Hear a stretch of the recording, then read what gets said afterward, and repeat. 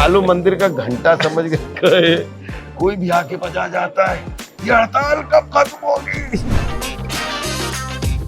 छोड़ो, दो चाय लगा। जी साहब, कहाँ से लाऊं चाय? शाहजहांपुर से। अंगद का रोल कैसे मिल गया आपको? मतलब अंगद तो एकदम कहाँ, और आप कहाँ? स्कूल में प्रेयर होती थी, सबसे पीछे खड़े होते थे, फिर टीचर आपको आवाज लगाती थी, जी राजपाल सबसे आगे आ जाओ। जी। आप बड़े खुश होते थे कि इसको मेरा नाम पता है। लेकिन फिर बाद में असलियत जब जो पता चली वो खुद से बता दी। असलियत पता लगी। फैक्ट्री में भी आपने काम किया, सरकारी नौकरी थी, और वहाँ रामलीला में भी एक किरदार निभाया। शाहजहां। उसके बाद बॉलीवुड में पैर कैसे जमा किया? उसके बाद क्या रहा सफर? हमारे सब दोस्त जा रहे थे मुंबई, तो मैंने कहा कि अभी पढ़ाई हो पाई है, कढ़ाई नहीं हो पाई है। अच्छा, पहला ब्रेक कैसे मिला फिल्म? पहला ब्रेक देखिए हमारा ना, हमने ब्रेक हमें हमेशा बाद में पता लगे कि ये ब्रेक था।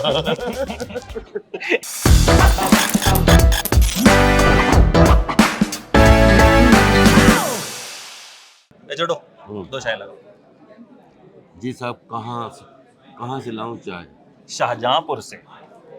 शाहजहांपुर में दूध तो है, चाय की पत्ती तो मंगानी पड़ेगी, लेकिन करता हूँ मैं, अपने जुगाड़ करता हूँ। आप सोच रहे होंगे राजपाल यादव मेरे सामने है और मैं कह रहा हूँ छोटू चाय लगा, लेकिन अगर हाइट की फाइट ना होती तो आज आप मेरे सामने बैठे ना होते और ये इंटरव्यू ना दे रहे होते। सही कहा मैंने? हाँ, हाइट की ही फाइट है जिंदगी में। कोई भी ले लो आप, सबका सपना एक हाइट है, किसी क्रिएटिव हाइट है।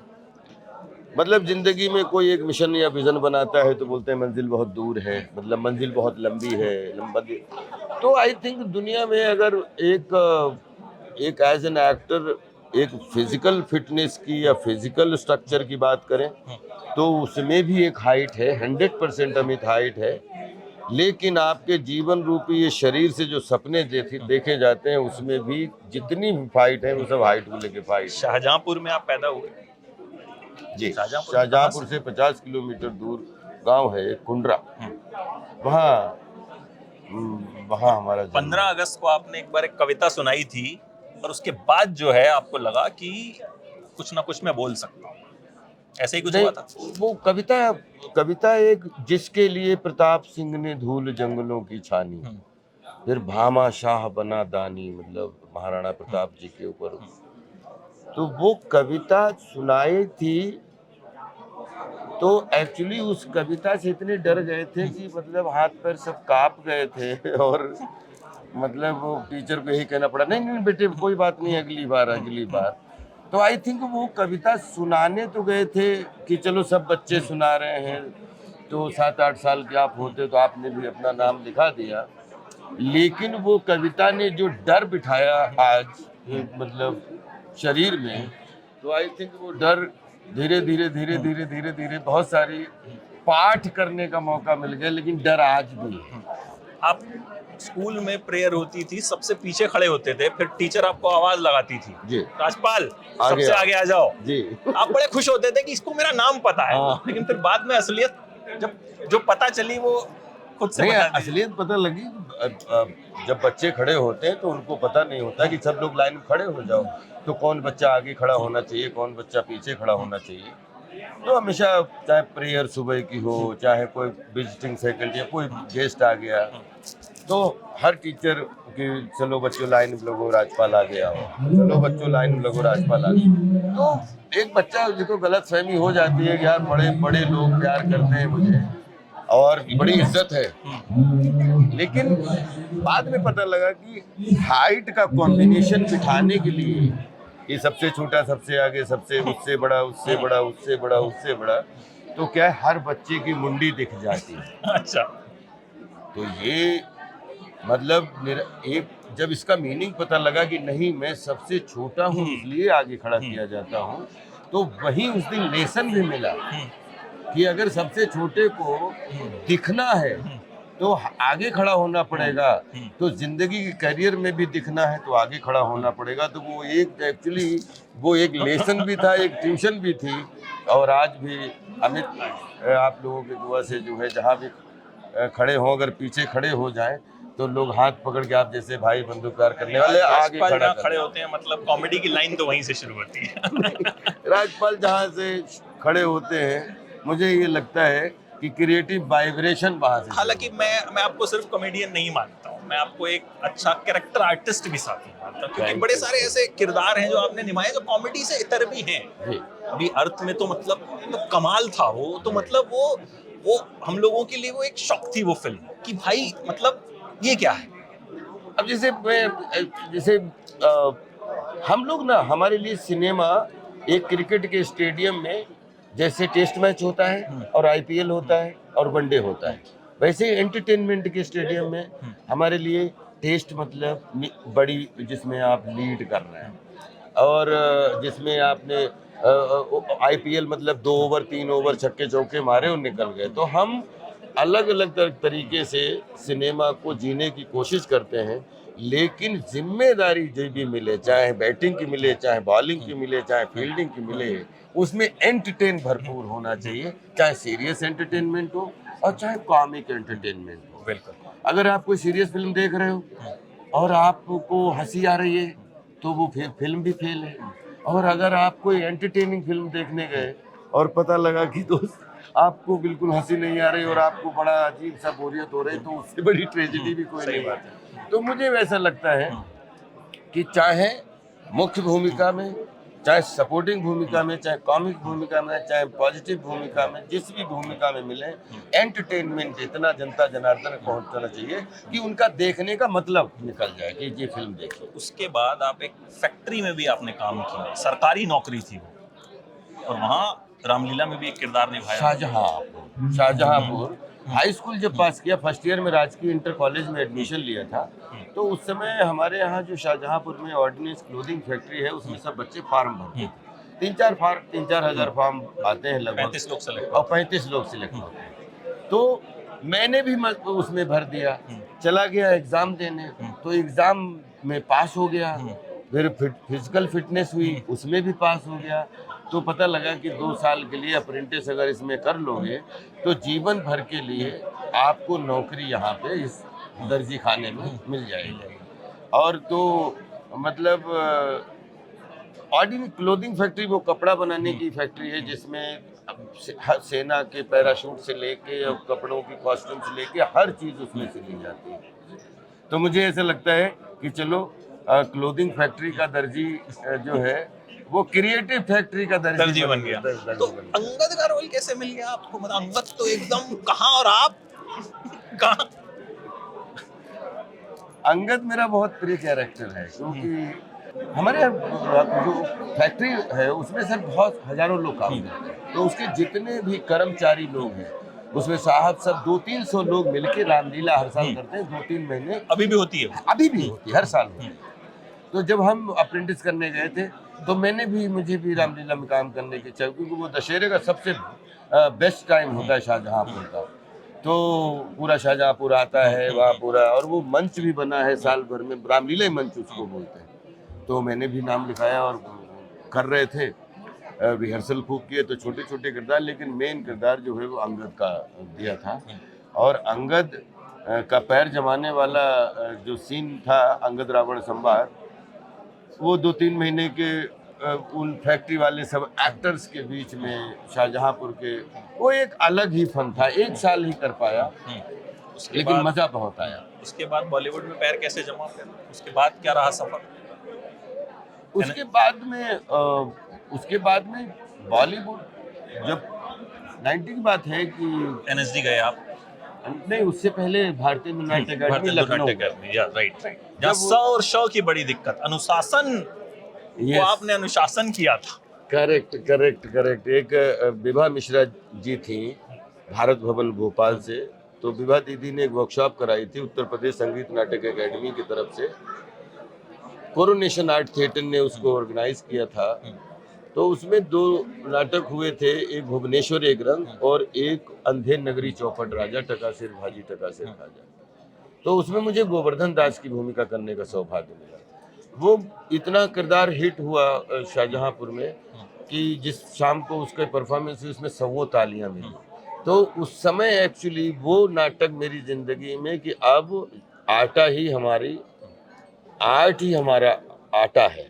अब जो भी करूँगा तो पेशा जो है वो अभिनय के रूप में करूँगा कि आज जो तालियां मिली हैं अब गालियां मिले या तालियां मिले, लेकिन अब इसको यही समझते करूंगा। हैं। तो वहाँ से फिर जब हमारी वो उधर अप्रेंटिस खत्म हो गई और थोड़ा सा बोलते ना कि नियुक्ति और उसके बीच में चयन आपको ज्वाइन करने के लिए राइट 4-6 महीने साल भर का टाइम लगता है।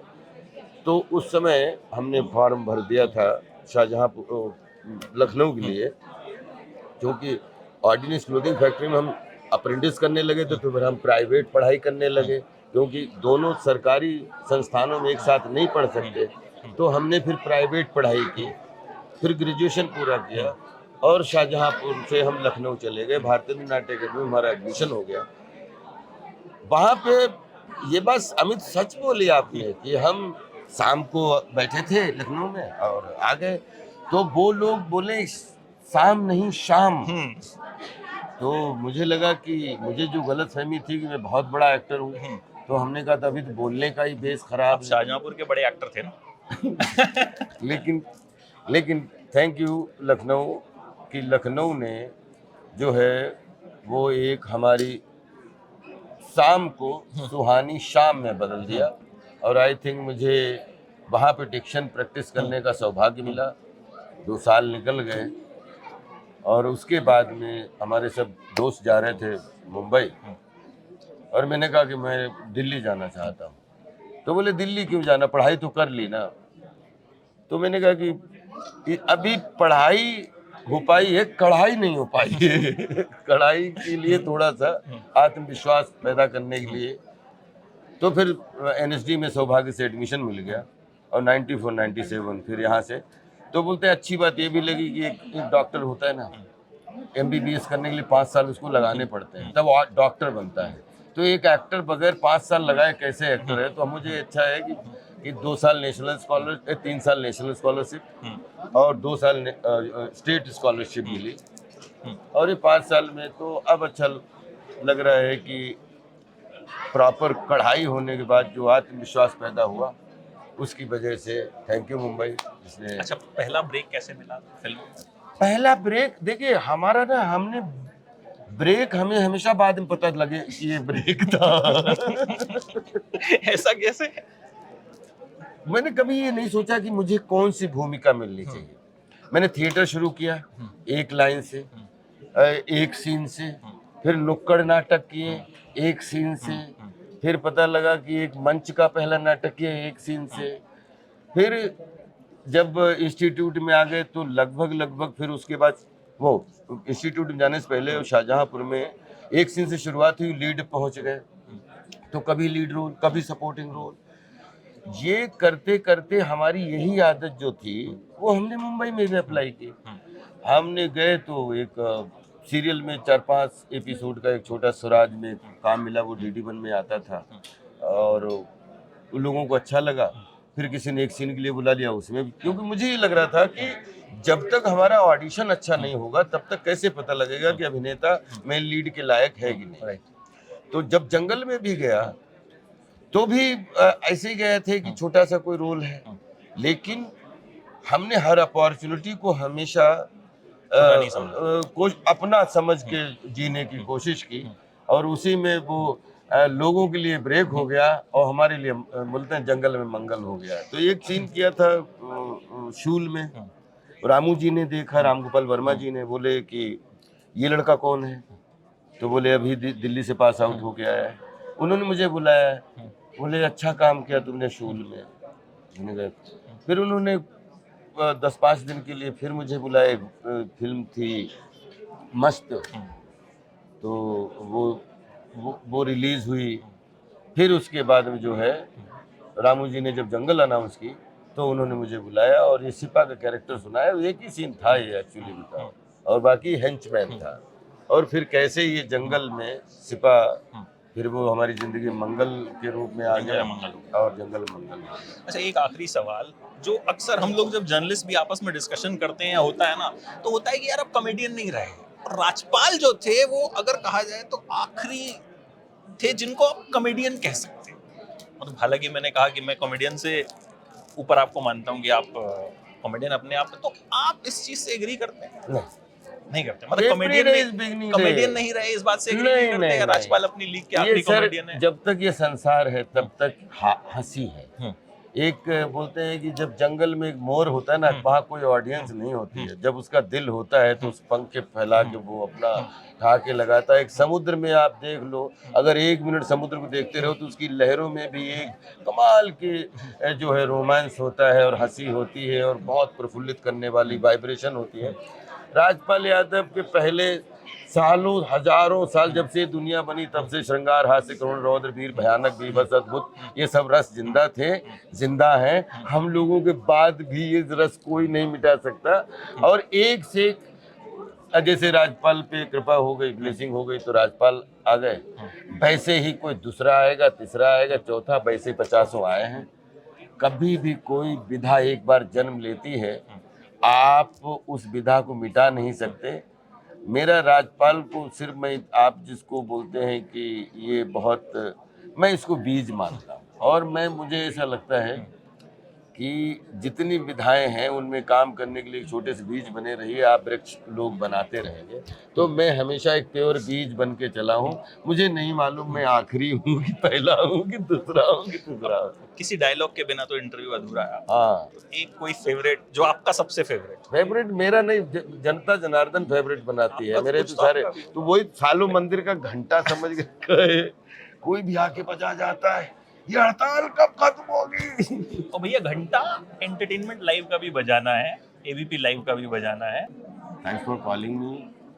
और आपकी पूरी टीम, अमित भाई की पूरी टीम, आपसे बात करने का सौभाग्य मिला। Thank you so much. Thank you so much. और मैच ऑफ लाइफ भी आ रही है आपकी फिल्म? मैच ऑफ लाइफ, आप टाइटल से ही लगता है बड़ी मेरे जीवन तो में मैंने जब तो पूरा किरदार मैच ही खेल मैच लिया हो आपके साथ शुरू से लेके एंड तक। जिंदगी ही एक मैच है। 2020 कर दिया, हालांकि टेस्ट मैच खेलने की कभी तमन्ना कभी 20 के बाद 50-50 भी खेलना पड़ता है। फिर 5 दिन का भी खेलना पड़ता है टेस्ट। तो जिंदगी इसी के नाम, कभी कभी आईपीएल, कभी वनडे और कभी 5 डे। तो match I of think life match यही है। भी देखना है और ये इंटरव्यू भी देखना है। बिल्कुल बिल्कुल, Thank you match so of much. Life please देखिए और आशीर्वाद दीजिए। और पूरी टीम ने बहुत ही कमाल बनाने की कोशिश की, जैसा कि हम लोगों का एक ध्येय है। और मैच ऑफ लाइफ, कोशिश करें कि आप अपनी ज़िंदगी में क्या अपने सपनों से मैच करते हैं, आपको सीखने को भी मिले। इसलिए प्लीज़ मैच ऑफ लाइफ ज़रूर देखें। थैंक यू सो मच, बहुत मजा आया आपसे। Thank you.